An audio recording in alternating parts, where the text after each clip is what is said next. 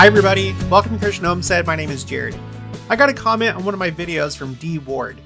Hey Jared, if you want to add some more record-breaking fires to your list, my hometown of Spokane, Washington is burning up.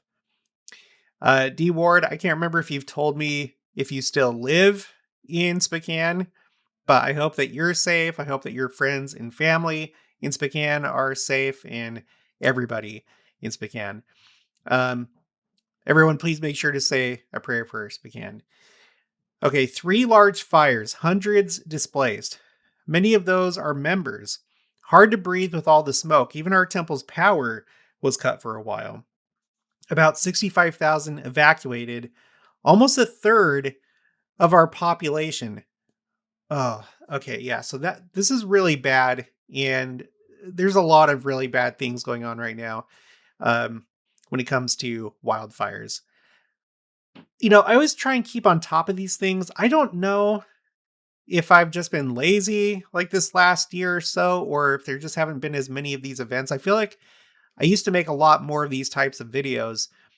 I don't know, but we got some big stuff going on right now that I want to share with you. So thank you for your comment, D Ward. So this is what Spokane, Washington looks like right now. Here's the 3 fires. The one that's causing problems is this one over here, the Old Trails fire. My mother-in-law and father-in-law actually live over here across the state line in Rathdrum, in Idaho, which isn't too far away. I kind of feel like this whole thing is just like one metro area, but yeah, it looks like it's mostly affecting the northwest part of the city, although maybe over here too. Looks like that's probably in a populated area because I see some streets right there. These aren't really big fires, but they are really destructive. Let's go to this article from Yale Climate Connections. Urban firestorm devastates Spokane as dense smoke envelops the Northwest, by Jeff Masters. This was published on August 3rd. The most destructive wildfire in Washington state history. Okay, so this is one for my spreadsheet. I'll show it to you in a minute, but I have a spreadsheet where we try and keep track of record-breaking wildfires, either the largest or deadliest or most destructive in that location. In this case, this is the most destructive in the state of Washington in state history. Okay, so roared into Spokane on Saturday, August 1st, creating a horrific urban firestorm that leapt from building to building, destroying at least 700 structures and forcing nearly 65,000 people to evacuate. Okay, 700 structures. So this is different from wildfires that are just out in the country or up in the mountains or something, not really affecting people directly.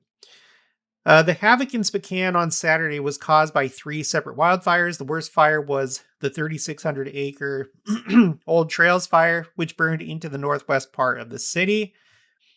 An urban firestorm. So I didn't know that this was like a term or a concept. An urban firestorm occurs when a massive high intensity fire moves into a built environment, causing structures rather than just vegetation to become the primary fuel source. The Spokane firestorm is just the latest example of one of the most dangerous and destructive wildfires that have hit the US in the past 10 years. And then it goes through a number of different fires, some of which I'm probably going to have to look at a little bit closer and potentially add to my spreadsheets. But we have talked a lot about the Camp Fire, which destroyed Paradise, California. We're actually going to talk about that toward the end of the video. That was the deadliest and most destructive wildfire in California history. And then more recently, we had the crazy Lahaina fire. It felt like it was surreal. I never expected to see those kind of scenes in Hawaii. When you think of wildfires, you don't typically think of Hawaii, and that was a really bad situation. There were a lot of interesting things to that. But Lahaina, August of 2023, last year, you had the Los Angeles wildfires, which those were really interesting because they started on the 7th of January, just 7 days before President Nelson's 7-year anniversary as president of the church. And we now know that was his last year as president of the church. He passed away in September of that year. We also know that it affected a large, like a substantial Jewish population. I guess there's a lot of Jews that lived in Pacific Palisades, which was one of the areas that had wildfires.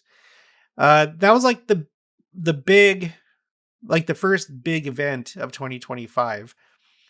It was significant. Costliest wildfire in oh what? Okay, that's new. I didn't notice that before. I just like quickly highlighted all this. Costliest wildfires in world history? What?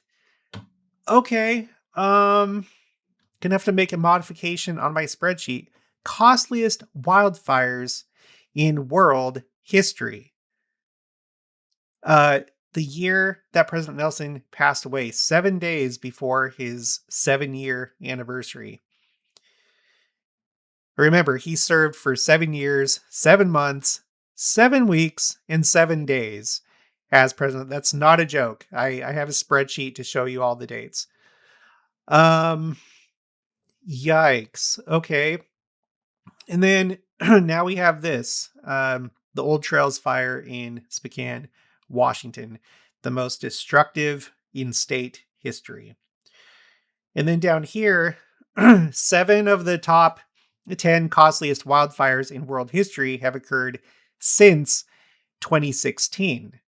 And then it has this graphic right here. Yeah, the Los Angeles fires, $53 billion.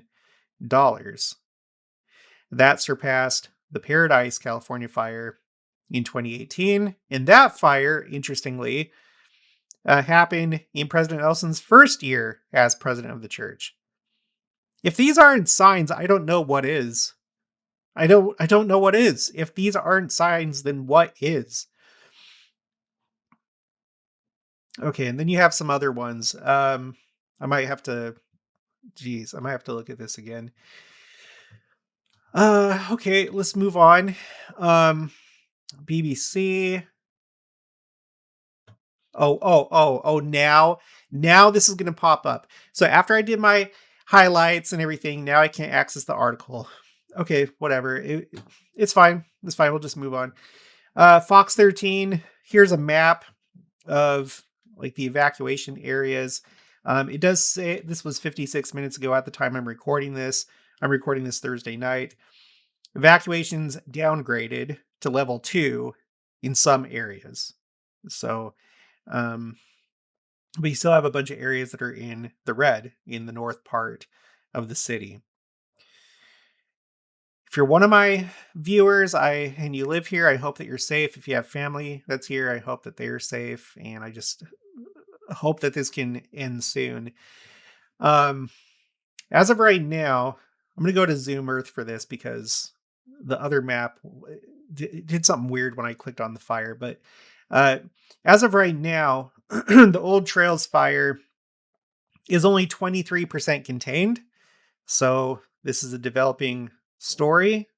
It's very unlikely it'll become the largest in state history. That something really crazy would probably have to happen for that. And so far, what the BBC article would have said is that there aren't any deaths so far from this.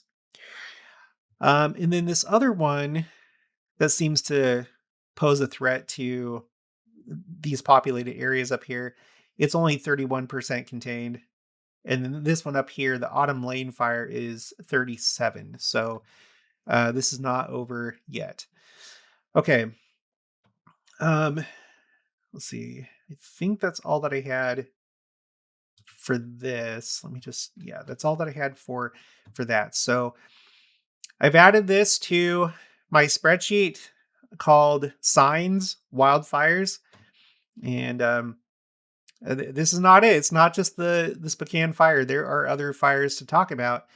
Um, I guess I missed the fact that earlier this year, we're going to move on from Washington. This is NOAA's website. NOAA's wildfire detection system, a game changer for Nebraska's record-breaking Morill fire. I did not know that this was happening. When the Morill fire ignited on March 12th, 2026, it quickly grew into the largest wildfire in Nebraska history. So here we have another one. So the Washington fire, I should do, well, yeah, that's for Washington State. So the Washington fire was the most destructive. That's the record that was broken. But the Nebraska fire was the largest in Nebraska state history. Let's go back to the article. It gives you a sense of how bad it was. The total area burned was 642,029 acres, almost equal to the land area of Rhode Island. Okay, so that was big. It doesn't seem that there were any deaths. I didn't see anything about structures being destroyed, so it must have just been out on the prairie, essentially, on the plains. So, but nevertheless, it was the largest in state history. So we got Nebraska. But that's not all. Let's go to this NASA article, Destructive Fires Char Western Europe. And this article covers Spain and France. Very interesting to me. Kind of hits a little bit close to home because I went to Spain on my mission, served in the Spain-Barcelona mission. And Spain has been having a very interesting year. They won the World Cup, which I'm happy about. I didn't actually watch it, but I'm glad that they won. Recently, they had this like huge surge in migrants that came across to. It was in, I think it was in, like, in North Africa. There's this city called Ceuta that's part of Spain, but even though it's like surrounded by Morocco. And recently, just like this last week or two, there are crazy videos of like a ton of migrants from, I'm not sure where, just I guess Northern Africa, just like swarm into this city. So the World Cup, and then this immigrant thing that just happened, and then this. Take a look at this. Okay, wildland fires occur across Europe every summer, but those that erupted in Spain and France in July 2026 were among the largest and most disruptive the two countries have faced in decades. Some of the most consequential fires emerged in southwestern France's Gironde department, in Spain's Avila and Madrid provinces in mid-July, where blazes forced hundreds of thousands of people to evacuate and destroy hundreds of homes. Government officials in Spain say that a fire in Avila, after charring about 50,000 hectares or 124,000 acres, is the largest on record, surpassing a blaze that burned in Laruco, Quiroga, and Oenthia in 2025. Okay, so we're going to go ahead and add Spain to the list here. So we got Washington, Nebraska, Spain with its largest wildfire on record. Let's continue. Oh, I guess that's it for this article. Sorry. And then there was one other. Did I forget something? No, that's it. Okay. No. So I was confused because I thought there was a fourth one, but no, there are 4 wildfires this year that have broken records. Compare that to last year that only had 2, at least that I'm aware of. We had the Los Angeles fires that we were just talking about.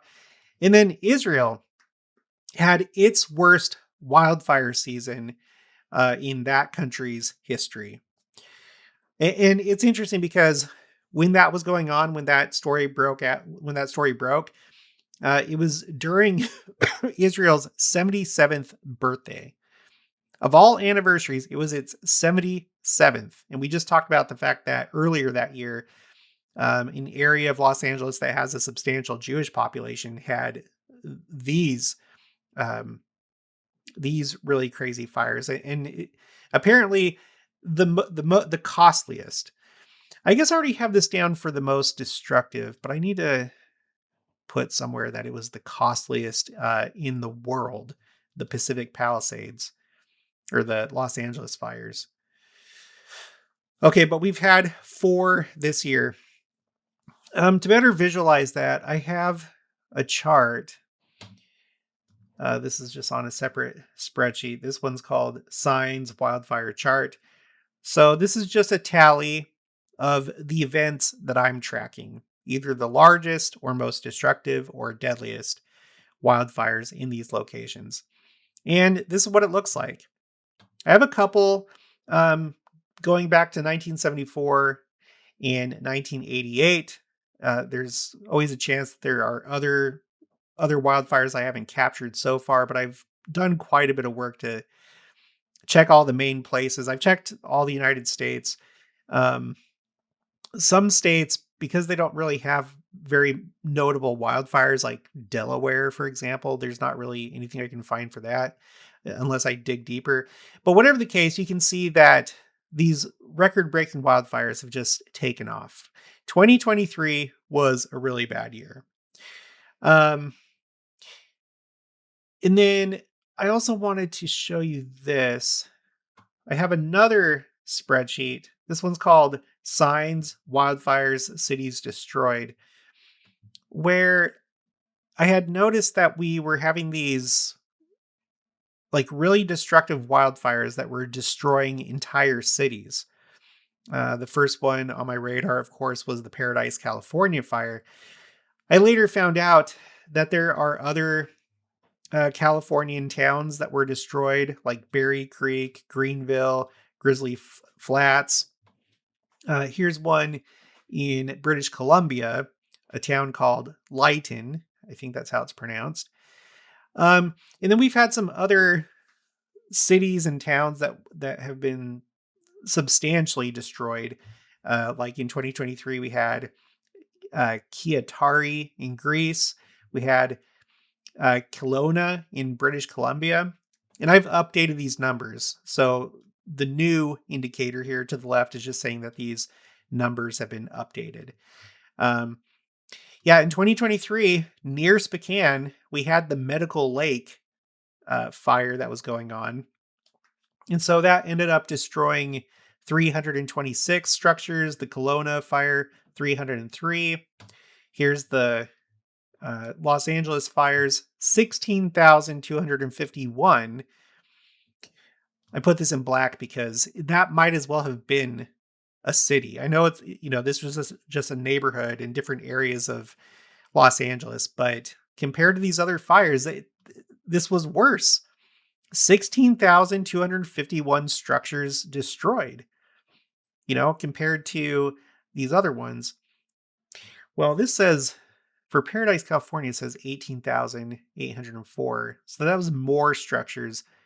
But I guess when we're thinking about destruction, we're also thinking about cost. And, these were some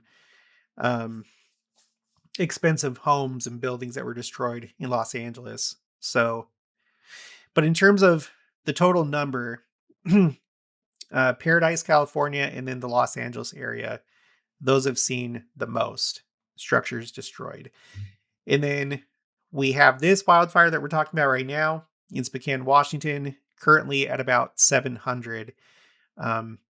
But the fire has not been contained yet. So I don't know, maybe that number is going to go up. We'll have to see.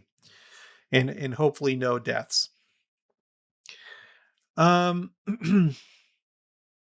then going back to this spreadsheet, we had already talked about the Cottonwood fire in Utah. In fact, let's go back to this map. So it still hasn't officially been confirmed, but the Cottonwood fire in Utah seems to be the most destructive in Utah state history. The governor said that it probably was, and then that was published by various news sources, but I haven't seen like an official confirmation, but I'm willing to bet that it probably is. So you have the Cottonwood fire. Oh, that's not the Cottonwood fire. It should be though. Yeah, it says right there Cottonwood. You click on it and then it goes to Cliffs. Okay, that's what it was doing up there in Washington. Let's go to Zoom Earth. I guess today Zoom Earth is more reliable. So the Cottonwood fire, 95% contained, and it is at 97,000 acres. Uh, we've wondered if it was going to reach the 100,000 mark, because at that point, it's then considered a mega fire. We do have this fire that we've also talked about in southeastern Utah near Blanding and Moab. Well, not so much near Moab, but Blanding and Monticello. The Babylon fire. Um, think about the implications of that. In Utah, a mega fire, because it's at 107,000 acres, called the Babylon fire. So that's interesting. We had talked about this wildfire in Colorado, the Aspen Acres fire. That is a mega fire at this point. It's at it's almost at 102,000 acres, 71% contained. And then this is new to me today, just north of the Cottonwood fire and relatively close to Richfield, Fillmore, Monroe, you have the Wide Mouth 2 fire. And that is already a mega fire at 105,000 acres. And it's only 19% contained. So this has been a relatively crazy year for wildfires in the United States compared to all these other years that we've looked at. It's not as bad as 2023. That was by far the worst year for wildfires that I'm tracking. But after 2023, this has been the worst year. Utah, Washington, Nebraska, Spain. Two that have been the most destructive in those states, and then two that have been the largest in Nebraska and Spain. So we're not out of it yet. I want to finish by just reminding you of a couple things. So remember, from what I'm tracking, all these record-breaking events on my spreadsheet, they basically take off starting in 2004. And I don't think it's any coincidence that in the April General Conference of 2004, President Oaks, at the time in the Quorum of the 12 Apostles, gave his one and only big Second Coming talk, at least so far, titled Preparation for the Second Coming. And of all pages, it starts on page 7, if you have the printed copy of the Ensign or Liahona. Isn't it interesting that he is now president of the church?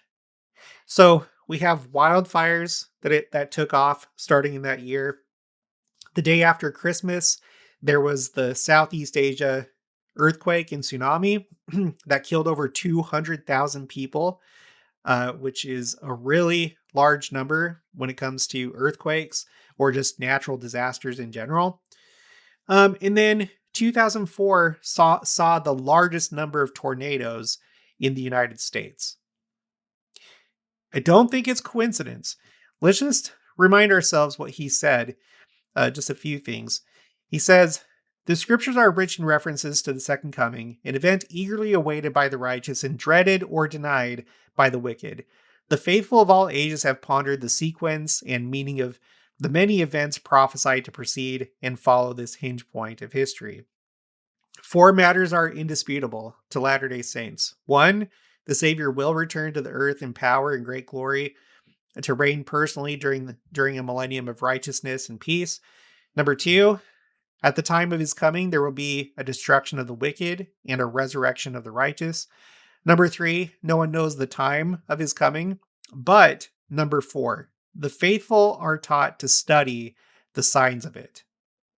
That's what we should be doing, and that's what we're doing on this channel. The faithful are taught to study the signs of it and to be prepared for it. I wish to speak about the fourth of these great realities, the signs of the second coming and what we should do to prepare for it. He goes on to give a list of signs of the times that we should pay attention to. False Christ, wars, rumors of wars, earthquakes, famine, iniquity abounding, the whole earth in commotion. Just here's the list. I'm not going to go over the whole thing. You can pause and read it or just go to the church website. Later, he says, these signs of the second coming are all around us and seem to be increasing in frequency and intensity. Well, just wait, President Oaks, because the next 22 years, you're going to see an incredible increase in wildfires and many other things too. But wildfires have just been out of control, especially in 2023. These signs of the second coming are all around us and seem to be increasing in frequency and intensity. For example, the list of major earthquakes in the World Almanac and Book of Facts 2004 shows twice as many earthquakes in the decades of the 1980s and 1990s as the two preceding decades. It also shows further sharp increases in the first several years of this century. The list of notable floods and tidal waves, which just wait until December 26th of that year, and the list of hurricanes, typhoons, and blizzards worldwide shows similar increases in recent years. Increases by comparison with 50 years ago can be dismissed as changes in reporting criteria, but the accelerating pattern of natural disasters in the last few decades is ominous. And here we are, 22 years later, and it's become more ominous, I would say. Let's also remind ourselves of what President Nelson said in the April 2019 General Conference in his talk called Come Follow Me. So he had visited Paradise, California, a city that had been burned down. He showed a picture of it, which, for me at least, brings thoughts of the second coming and the burning that's coming that's going to destroy the wicked. And I think that he was thinking about this too. He says, while there, we spoke at length with a young police officer, John, who was one of many brave first responders. He recalled the thick darkness that descended upon Paradise on November 8th, 2018, as flames and embers raced through the town, devouring property and possessions like a scourge and leaving nothing but piles of ash and stark brick chimneys. For 15 hours, John drove through an impenetrable darkness that was streaked with javelins and threatening embers as he helped person after person, family after family escape to safety, all at the peril of his own life. Yet, during that strenuous ordeal, what terrified John most was his all-consuming question, where is my family? After many long, terrifying hours of anguish, he finally learned of their safe evacuation. The account of John's concern for his family has prompted me to speak today with those of you who may ask, when approaching the end of your mortal life, where is my family? Which, again, there's going to be a big separation at the time of the second coming. I don't know how many people on earth today are considered among the wicked. From what we've read, it seems like a lot. It's probably going to be substantial. But you have to wonder, and this is something that I think he has on his mind. Let me just continue. In that coming day, when you will complete your mortal probation and enter the spirit world, you'll be brought face to face with that heart-wrenching question, where is my family? Later on, the spirit in each of us naturally yearns for family love to last forever.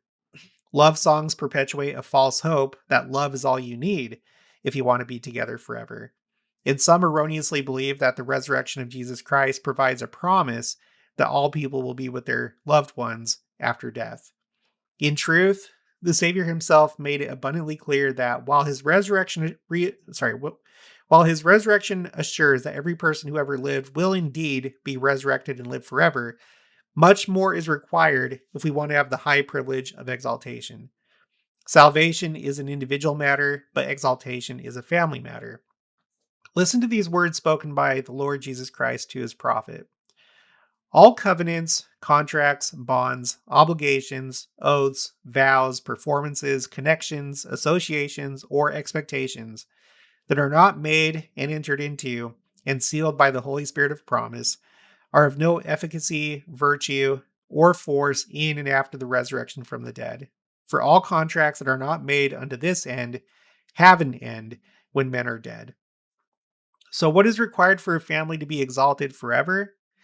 We qualify for that privilege by making covenants with God, keeping those covenants, and receiving essential ordinances. And then at the end, the most startling thing, he said, "Now, as president of his church, I plead with you who have distanced yourselves from the church, and with you who have not really sought to know that the Savior's church has been restored. Please do the spiritual work to find out for yourselves, and please do it now. Time is running out." Should have pulled this up, but let's just do it right now. Let's go to my spreadsheet called Prophets Talks. This talk was exactly in the middle of this pattern during his first 5 general conferences as president of the church. So these are his talks, okay? Here's his first general conference down here in blue. He spoke 5 times. These are the names of his talks. The next general conference in October, he spoke 4 times. And then April 2019, just 3 times. But then in October, back up to 4. And then the next year in April, back up to 5. And then after that, it was just 4, 4, 3, 3, 3, 2, 1, 1, 1. Okay. So it gives you this kind of like mirror pattern, like a chiasmus, like the number of talks pointing toward the middle. And what's in the middle?